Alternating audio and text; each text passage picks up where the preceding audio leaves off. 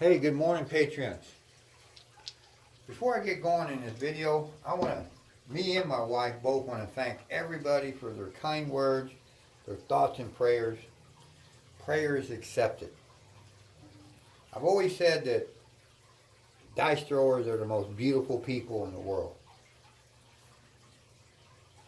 So we want to thank everybody for everything.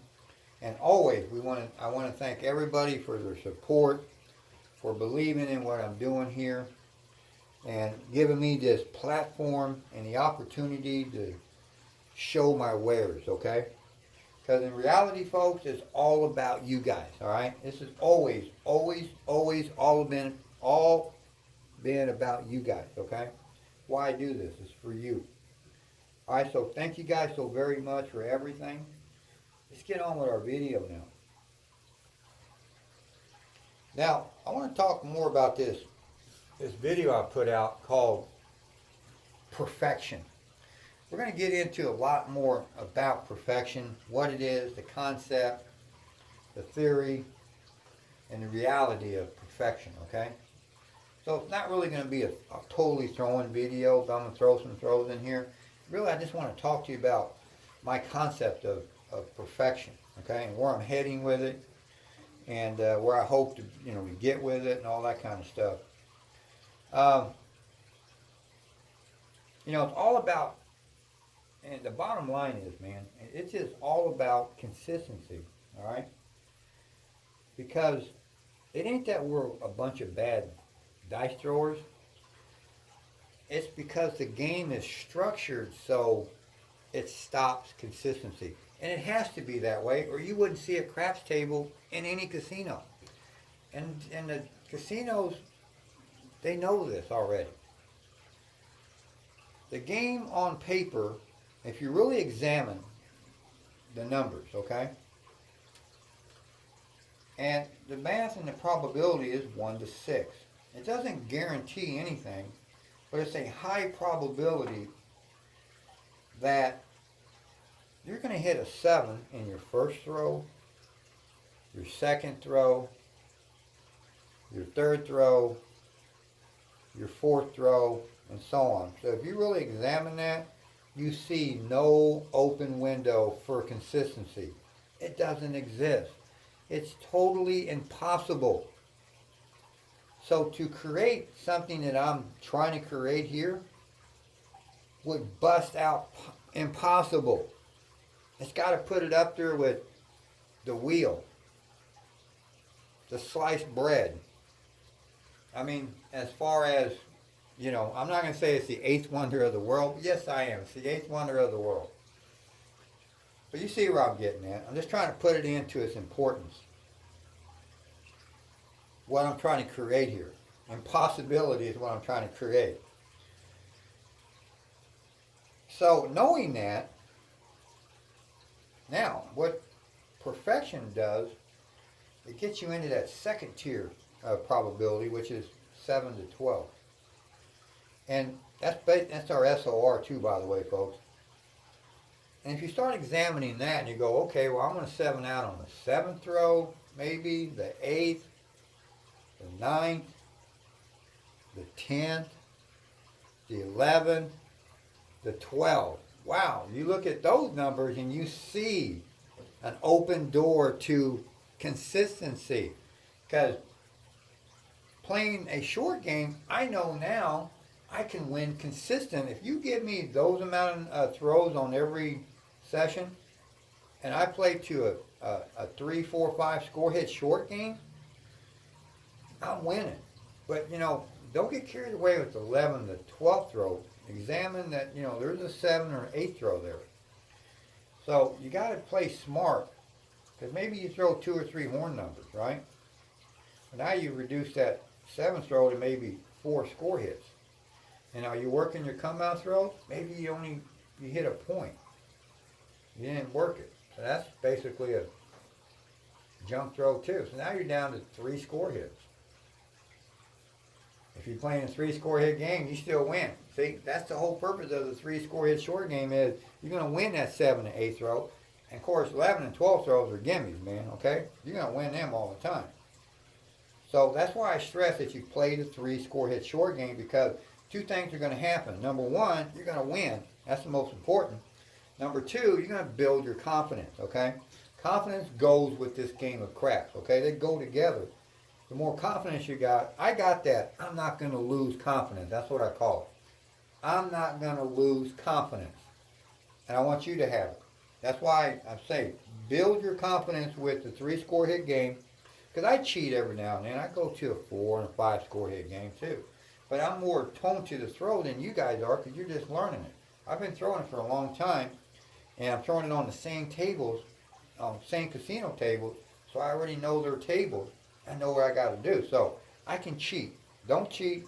Play the 3-score hits. Get that confidence. Then you can cheat. All right? Now, there's another way you can throw this, and that's with a backward rotation. And I've tried that, but I don't have the consistency I do with the forward, okay? So let me show you both of them once again here. Again, we're just going to use the 6-4, 6-3 or the 6-3, 6-4. It doesn't matter which dice is on the bottom. We're going to stack our dice. And we're going to talk about this too. This is the concept of our dice set and our mechanics, okay? We'll get into that. All right, now, then we're going to bring them up like this, okay? Now, watch our forward. Now, I don't know if I stressed this in that other video. If you roll nice and neat, you're probably going to throw a 7. So, when your first initial throw to your landing zone is, you want to throw down to the table, because you want it to crash and get the dice to bounce out of set. All right, so that's your first explosion. And then they're going to roll down to the table, but you want to have just enough velocity when they have the second explosion into the wall, that you're not bouncing sideways crazy or bouncing way out. You really want the dice to stay by the wall. That's our pattern, okay? So I'll show all to you in a throw.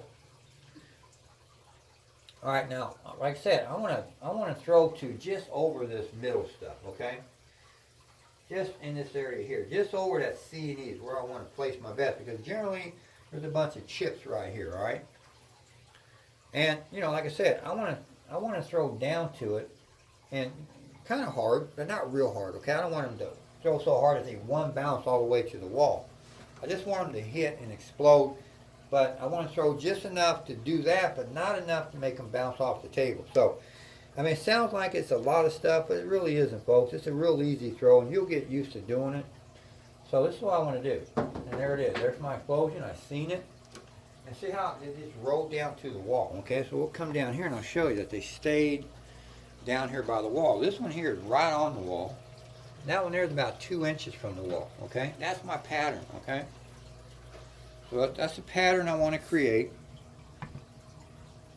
with my throw.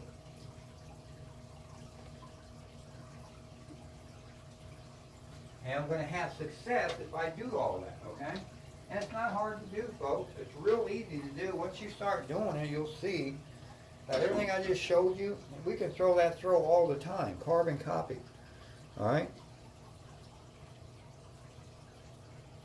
Go one more, then we'll show you the backward rotation. Okay, again, I want to be up here just about 6 inches. I want to throw down to that, okay? Oh, there it is, my explosion. I had one dice that's maybe 3 inches from the wall. One came out a little bit farther, hit the path line, so that's about 10 inches. That's the worst you want it to do, okay? You don't want it coming out here. You don't want them going sideways, hitting like this.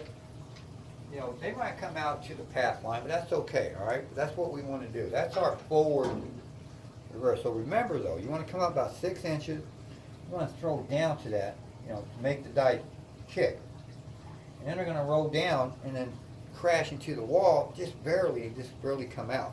Those are our two explosions. That's our mechanics. That's our control, all right? Because people are going to say, that's a pure random roll. And I'm going to say, you're right. It is a random roll, because all rolls are random in the game of craps. I don't care if you throw the dice and they hit 1 inch in front of the wall and they bounce 1 inch away from the wall. That 1 inch was pure random of roll. Or what we're doing, 6 feet of rolling, same difference. That 6 feet and that 1 inch are the same. They're both random rows because that's what it is. I mean, you're throwing a 6-sided dice, 2 of them, pure random. I'm not arguing that point. I used to till I got smart and said, hey, they're right. It is a random row. So I figured it out. But it's what you put around the random row, because that's what how we distinguish ourselves from the pure random roller. Because the pure random roller don't have mechanics, okay? He's just throwing the dice and he's praying. I don't want to pray. I want to surround my random row with control, so I can create patterns and get my dice to do what I want them to do, okay? Even though the row is random, I'm still controlling random, okay? And that's the difference. All right, so let's talk about the backward rotation. Okay, same thing. Everything stays the same. Our dice set, our grip. But now instead of throwing forward like this, we want to throw backwards, all right? And, you know, I've thrown some good throws with it, but I don't have consistency with it, all right? That's the point. Maybe I haven't practiced it long enough. Maybe I'll come back in a video a couple weeks from now or a month and say, hey, I figured it out, how to do the backward, okay? But as of right now, I don't have pure consistency. The best way I can tell you to throw it is if you try throwing it the same way as the forward rotation, you get more scramble with your dice, so they're really harder to control. So I'll kind of we'll throw kind of the same way we did our front rotation. Okay, see how they split off like that? That's not really what I want, but that's going to be a 10. I'd like them to go more together, down straight. It's harder to do that with that backward rotation because they just want to jump. And I'm not saying, you know, it might be a good thing for you. Okay, there's a 6. That's what I want right there. But I can't get that consistent. I tend to 7 out more when they spread out, okay? Because, you know, they hit on that cut edge. And then, you know, you can't do nothing about dice hitting on a cut edge, folks. It's like a bouncy table. They're going to go crazy, man. You know, you can't control it. All right, it's going to be a 3. But if I can keep them straight like this, I tend to have more consistency. That's all I'm saying. So you might want to try it. I'm going to work more on it. You guys might get it down right now. Maybe I think that's a bouncy table killer, though. If you got a bouncy table out there, try the backward rotation. I think that's going to work better on a bouncy table because your dice will go crazy, but that's what you want on a bouncy table, to win. Beautiful. Beautiful. It's going to be aces. Right now, like I say, I don't have the consistency I like, so I would never put out a video saying it's perfection using the backward rotation as of right now, but maybe practice some more with it, and you know, maybe next week I'll have it whooped and I'll come out and show you how to do it properly, okay? So there's basically your 2 throws. Now, you know, like I said, in our dice set, you know, the way we set our dice, you know, we want to push it, you know, into that row, being staggered. So it directs our dice, you know, how we want them to roll. And with the 2 explosions we have, it really breaks it away because, you know, I'd rather roll away from the 7 or roll out of a 7 than roll into a 7, okay? And basically that's the concept of the game, or the throw. It's, you know, something like, you know, just because it's perfection don't mean you're going to pick up the dice and just start throwing like crazy, man. I mean, it might take you a couple of sessions to get going, maybe a couple of days to get going with it. You know, because each table is a fingerprint. Now, I've thrown it on 3 different tables and had success with all 3 of them. So, it does on hard surface. They're all hard surface tables. So, it seems to work real good on hard surface tables. Only because I don't have a bouncy table to play on, and I don't have bouncy tables on my table anymore because why have a bouncy surface table if I don't have any around me to play on? So, but backward rotation, oh, that's a short row there. I'm not going to tell you to give it a try, but you know, if you guys want to try it, you know, I'm going to try to perfect it a little bit better. Perfection's got to work every time out, okay? There's no 3 out of 5 sessions, 4 out of 5. I want 5 out of 5 sessions when I play. That's the level I want to be at. That's the level that I'm reaching for, okay? I want perfection, man. If I go in there and throw 3 sessions, I'm winning all 3 of them. If I go throw 9 sessions, I'm winning all 9 of them. I ain't selling for nothing less. I don't want to win 8 out of 9. I want to win 9 out of 9, 3 out of 3, 5 out of 5. That's what my goal is. That's where I want to reach. Perfection. I want to reach the impossible in the game of craps. And I got 2 more throws I'm working on with hard 7s, or excuse me, with the all 7s. One of them's almost finalized, but I'll be coming out maybe next week with this video on another one of the all 7s. I mainly threw it at this one casino, which I've had pure luck with. I tried it on another casino. I didn't have the consistency as I did on the other table. So, I'm trying to figure that connection out. I mean, the tables are similar, but, you know, like I said, every table is a fingerprint. I'll say this. One table is a 12-foot table, one's a 14. All right, so that's a big difference. But, you know, you can adjust your throw, you know, for the 1 foot less, you know, between each table. But I haven't figured it out what the adjustments are. I want to, you know, every throw's got to have adjustments, all right?